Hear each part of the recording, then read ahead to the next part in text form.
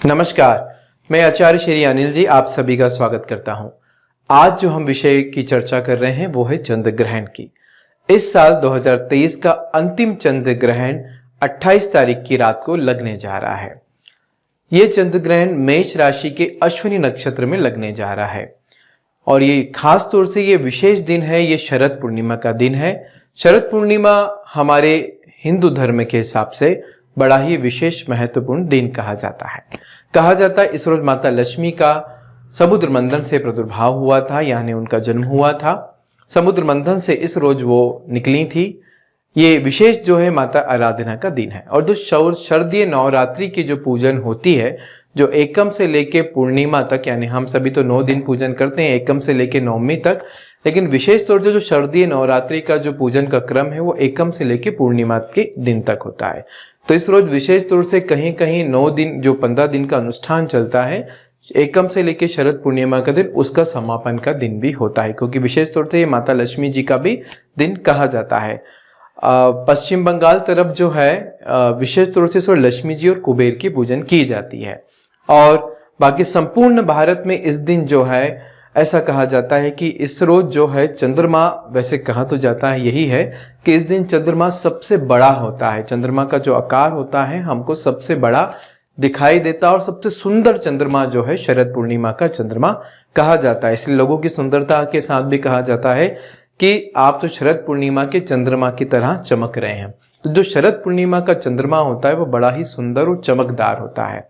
इस दिन ऐसा कहा जाता है कि इस रोज अपने छतों के ऊपर या आकाश के नीचे, खुले आसमान के नीचे खीर को बनाकर जो चावल और दूध की जो खीर होती है इसको बनाया जाता है। चंद्रमा की रोशनी के नीचे बनाया जाता है या चंद्रमा की किरणों के नीचे इसको रखा जाता है और सुबह सुबह इसका भोग लिया जाता है या प्रसाद के रूप में इसको लिया जाता है। कहते हैं इस रात्रि के खाई हुई खीर से साल भर तक किसी भी प्रकार का रोग नहीं होता है, खासतौर से सांस की बीमारी हो गई या तमाम और भी चीजें। इस दिन औषधि लेने का भी दिन होता है। इस रोज रात्रि में चंद्रमा के नीचे खड़े होकर चंद्रमा को देखते हुए कई प्रकार की औषधियां भी ली जाती है। पर इस साल चंद्र ग्रहण आ जाने के कारण ये सारे कार्य जो है स्थगित करे जा सकते हैं या स्थगित करने होंगे, क्योंकि इस रोज जो चंद्र ग्रहण का सूतक काल होगा वो शाम को 4:05 से प्रारंभ हो जाएगा। आइए हम चंद्र ग्रहण के विषय में कुछ संपूर्ण जानकारियां मैं आपको दूंगा जो बहुत छोटी छोटी सी होगी। देखिए, विशेष तौर से तो चंद्र ग्रहण एक खगोलौकिक घटना है जहां सूर्य, पृथ्वी और चंद्रमा का जो है मेल होता है या ये आमने सामने होते हैं, इनकी छाया पड़ती है, इस कारण जो चंद्र ग्रहण बनता है। ये सब आपको खगोलौकिक घटना की जानकारी है। लेकिन हिंदू धर्म में या भारतीय संस्कृति में चंद्र ग्रहण का बहुत ज्यादा महत्व कहा जाता है। इसकी एक छोटी सी कथा मैं आपको सुनाऊंगा। जब समुद्र मंथन हुआ था, ये याद है आप सभी को, जब समुद्र मंथन हुआ था, समुद्र मंथन में जो अमृत निकला था उस अमृत को देवताओं और राक्षसों के बीच में बांटना था। वो अमृत था कि इसको पाने के बाद जो व्यक्ति हमेशा के लिए अमर हो जाते। लेकिन भगवान विष्णु ने और भगवान शिव की ऐसी जो महिमा और ऐसी माया थी, उन्होंने इसको जो है सिर्फ देवताओं तक ही सीमित रखा था। फिर भी इस बीच में जो घटनाएं क्रम हुआ कि भगवान विष्णु जी ने मोहिनी अवतार रखा और मोहिनी अवतार धारण करके जो अमृत था वो देवताओं को पिलाया, और अमृत का जो दूसरा रूप था जिसमें अमृत तत्व नहीं था वो राक्षसों को पिलाया।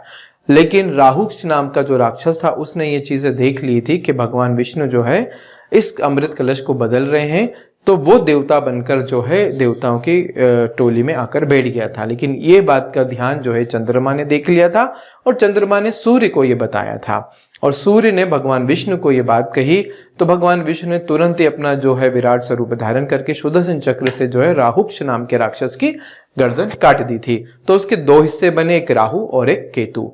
तो तभी से ये बताने वाले कौन व्यक्ति थे? सूर्य और चंद्रमा। तो तभी से जो राहुक्ष नाम का जो राक्षस, उसके 2 बड़े प्रबल शत्रु बन गए, सूर्य और चंद्रमा।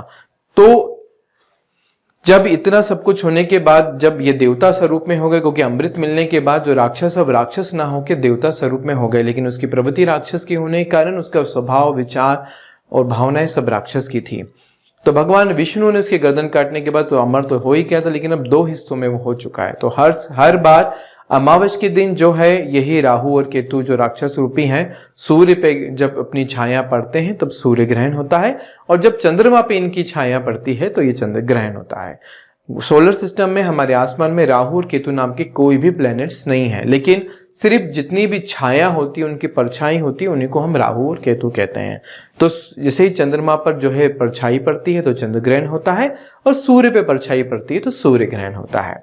और सुनिएगा, ग्रहण 3 प्रकार के कहे जाते हैं, चाहे वो चंद्र ग्रहण हो या सूर्य ग्रहण। 3 प्रकार के ग्रहण होते हैं। एक होता है पूर्ण चंद्र ग्रहण, दूसरा होता है आंशिक चंद्र ग्रहण, और तीसरा जो ग्रहण होता है उसको उपछाया चंद्र ग्रहण कहते हैं। ये 3 प्रकार के ग्रहण होते हैं।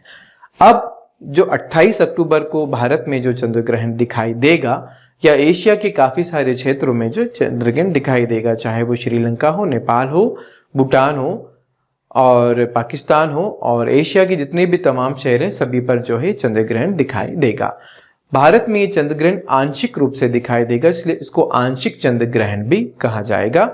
यहाँ पर अंश रूप से जो है चंद्र ग्रहण दिखाई देगा। चंद्रमा पूरी तरीके से जो है जो छाया में ढका हुआ आपको नजर आएगा। इसका जो टाइम पीरियड होगा वो रात्रि 1:05 सर, जिसका समापन होगा रात्रि 2:24 तक रहेगा। उसके बाद जो है इसका सूतक काल समाप्त हो जाएगा। सूतक काल की जो विशेष बात है यह है कि सूतक काल जो है 4 बजे से प्रारंभ होगा।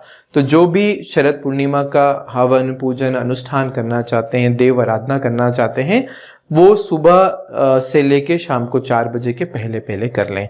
अगर आप कोई खीर का भी आयोजन करना चाहते हैं, खीर का भोग लगाना चाहते हैं, तो वो भी पहले पहले कर लें। सूतक काल में कोई भी कार्य, भगवान को स्पर्श करना, भगवान को पूजन करना, भगवान के दीपक अगरबत्ती लगाना, ये पूर्णतः वर्जित होता है। लेकिन सूतक काल से लेके ग्रहण काल के बीच में आप अपने गुरु मंत्रों का जप कर लेते हैं। सूतक काल के बीच में क्या चीज नहीं करना चाहिए? वैसे जितने भी कच्चा जो सामग्री होती है, जैसे आपका कच्चा गेहूं है, सूखा आटा है, जो भी गीली चीज नहीं हो, जो भी सूखे खाद्य सामग्री हो, वो ग्रहण काल में शुद्ध मानी जाती है और उनको खराब नहीं माना जाता है। लेकिन फिर भी उसमें आप तुलसी के पत्रे और कुशा जो भी आप उसमें रख सकते, कुशा की तिनके और तुलसी पत्र भी आप इनमें डाल सकते हैं। पर जितना भी खाद्य सामग्री आपकी बनी हुई है, जैसे आपने रोटी, सब्जी, दाल, पानी, खीर कुछ भी बनाई हो, वैसे तो उसको ग्रहण काल में उपयोग नहीं करना चाहिए, या सूतक काल से ही उसका उपयोग बंद करना चाहिए। सूतक काल से लेकर ग्रहण समाप्ति तक किसी प्रकार का अन्न जल बना हुआ नहीं लेना चाहिए। आपके जो भी पानी के स्थान है उसमें तुलसी और कुशा आप डाल सकते हैं। तो जितनी भी खाद्य सामग्री होती है जिनको आप बना चुके होते हैं, क्या खाना भोजन तैयार होता है, तैयार भोजन का उपयोग ग्रहण काल के बाद फेंक दिया जाता है। उसको घर में उपयोग में नहीं लिया जाता है। उसको तुरंत जो है आप जो है घर से बाहर कर दें, क्योंकि उसको ऐसा कहा जाता है कि ऐसा भोजन सड़ जाता है। ग्रहण काल में या सूतक काल में कोई चीज बनती है या बनाई जाती है या रखी हुई होती है, उसमें ग्रहण का असर पड़ने से वो सड़ जाती है। तो इसलिए कहा जाता है कि इस काल में अगर आप भोजन भी करेंगे, कुछ भी ग्रहण करेंगे, तो वो आपके शरीर में सड़ना शुरू हो जाएगा। और जब कोई सड़ी हुई चीज होती है तो बास मारती है, बदबू मारती है और गंदगी फैलाती है। तो याद रखिएगा, ग्रहण काल में किसी भी चीज का या सूतक प्रारंभ होने से ग्रहण काल के बीच तक आपको अन्न जल बना हुआ कोई भी उपयोग नहीं करना है। खासतौर से जल का भी उपयोग नहीं करना है। आपने कोई खीर भोजन कोई भी बनाया हो उसका भी उपयोग नहीं करना है। लेकिन 3 लोगों को इसमें जो है विशेष तौर से मनाही नहीं है, पर उन लोगों की जब भी जो ग्रहण स्टार्ट होता है, जब ग्रहण प्रारंभ होता है और ग्रहण का अंत होता है, तब तक तो उन लोगों को भी किसी भी प्रकार की खाद्य सामग्री का या भोजन जल आदि का उपयोग नहीं करना चाहिए। बच्चे हो गए और बुजुर्ग हो गए और रोगी व्यक्ति हो गए, इनको इतना लंबे समय का इंतजार नहीं कहा गया है, तो वो सूतक काल में भी कुछ चीजों का ग्रहण कर सकते हैं। लेकिन उनको भी 1 बजे से लेके 1:05 से लेके 2:44 तक भी कुछ चीजों का उपयोग नहीं करना है। ठीक, 2:24 तक किसी भी खाद्य सामग्री का उपयोग नहीं करना है। इस ग्रहण काल में विशेष तौर से गर्भवती महिलाओं को ध्यान रखने की बहुत ज्यादा आवश्यकता होती है। कहते हैं ग्रहण काल में सोना नहीं चाहिए। खास तौर से कोई भी व्यक्ति रोगी हो उसको भी नहीं सोना चाहिए, या गर्भवती स्त्रियों को तो विशेष तौर से ग्रहण काल में सोना नहीं चाहिए। अगर ग्रहण काल में वो आड़े टेढ़े मूर्ति हैं तो ऐसा कहा जाता है कि जैसे अगर मूर्तियां अंगड़ाइयां लेती हैं तो बच्चा भी पेट में वैसे अंगड़ाइयां और मुड़ने लग जाता है। तो ग्रहण काल में विशेष तौर से स्त्रियों को जो समय रहेगा उसमें विशेष तौर से सोना नहीं है।